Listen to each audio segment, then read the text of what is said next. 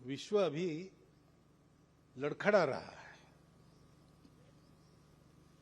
हम देखते हैं, बहुत ज्यादा बोलने की आवश्यकता नहीं, सारी परिस्थिति हमारे सामने है। युद्ध होते हैं। युद्ध क्यों हो रहे हैं?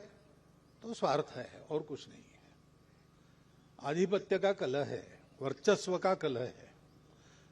स्वार्थ के लिए ये चाहिए वो चाहिए, मेरे वहां नहीं है इसलिए वहां से लाऊंगा, इसलिए वहां वर्चस्व चाहिए, ऐसे सारे युद्ध है। तो मूल में ये स्वार्थ प्रवृत्ति है। क्योंकि अगर हम ये माने कि दुनिया केवल जड़ है, कणों से बनी है, तो कणों का तो संबंध नहीं होता है।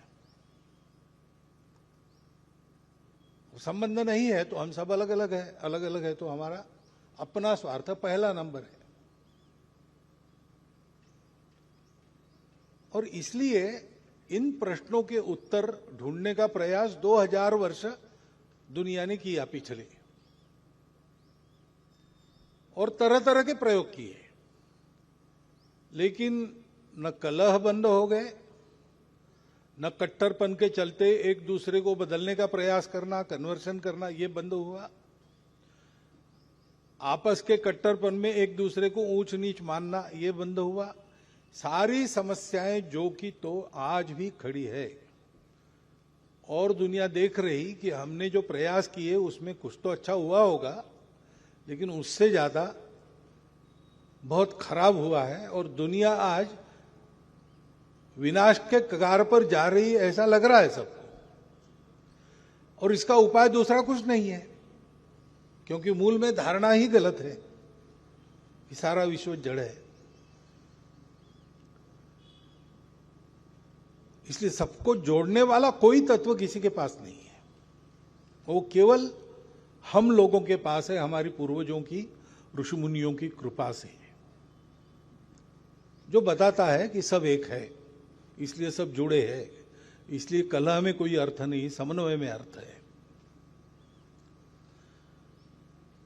अब विज्ञान भी इस तरफ आ रहा है, परंतु जो 2000 साल से चला है वही चला है। ये लोग, विचार करने वाले लोग, इसको जानते नहीं, ऐसा नहीं है। वो जानते हैं, तर्क से मानते भी है, परंतु करने की आदत नहीं है। क्योंकि हम सब समान है, एक है, और मिलजुल कर चलना है। ऐसा करते हैं तो कष्ट सहन करना पड़ता है।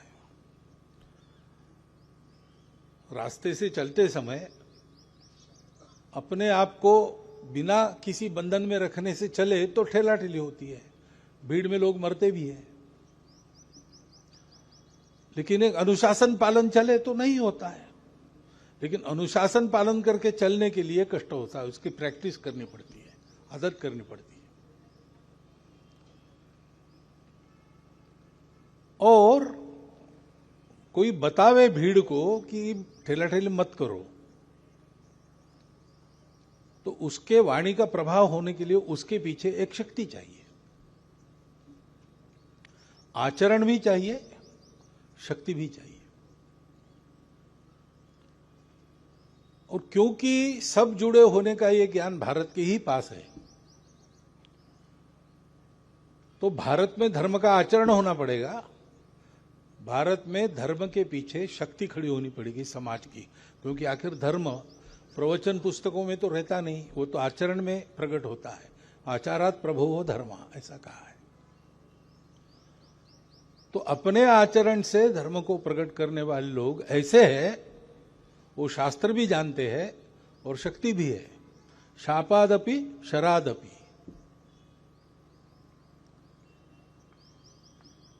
ऐसा अपना भारत का समाज खड़ा होना चाहिए, क्योंकि इस समाज के पास सनातन काल से ये ज्ञान है कि सब लोग जुड़े हैं, अलग थलग कोई है नहीं, जो होगा वो सबका होगा। दुनिया में कुछ लोग सुखी होंगे, कुछ लोग नहीं होंगे, ऐसे नहीं चलेगा। जब तक सब सुखी नहीं होते, कोई सुखी नहीं होगा। ये प्रत्यक्ष प्रतीति जिनके पास है, जिन्होंने देखा है और ऐसे चले हैं हजारों वर्ष, ऐसे लोग भारत के लोग हैं। तो इस सनातन धर्म को, इस विश्व धर्म को, मानवता को, बंधुभाव को, जिसको हिंदू धर्म भी कहते हैं, हमारे देश के सब पंथ संप्रदायों ने यही बताया है। दर्शन अलग अलग है, परस्पर विरोधी भी है, परंतु सब जुड़े हैं, इस बात से सब शुरू करते हैं। फिर सारा विचार अलग अलग हो जाता है, परस्पर विरोधी भी हो जाता है, लेकिन सब विचार करके जो निर्णय देते हैं वो निर्णय एक ही है। कैसे आचरण करना, वो निर्णय एक ही है सबका।